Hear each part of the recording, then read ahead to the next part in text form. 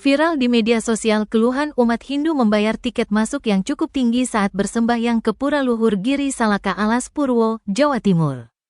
Dalam video yang dibagikan oleh akun TikTok Hindu Channel terlihat rombongan umat Hindu dari Singaraja, Bali melakukan tirta yatra ke Pura Luhur Giri Salaka. Terlihat dalam video seorang pemangku menanyakan pendapat umat yang tangkil terkait kenaikan retribusi masuk pura. Sebelumnya, tiket masuk yang dikenakan kepada umat Hindu yang bersembahyang hanya 5.000 saja. Namun sejak ada peraturan pemerintah yang baru, tiket masuk naik menjadi 20.000 untuk hari biasa sedang 30.000 untuk hari libur atau weekend.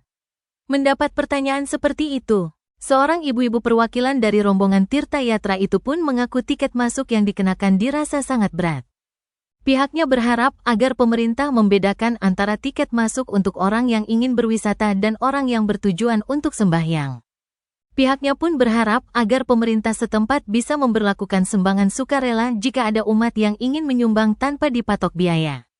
Bahkan sebagai umat Hindu pihaknya merupakan hal yang wajar jika umat akan melakukan dana punya di pura tempat mereka sembahyang. Pihak pemangku setempat pun menyebut bahwa keluhan tersebut akan disampaikan kepada pemerintah terkait agar dibedakan antara pungutan untuk sembahyang dan wisata.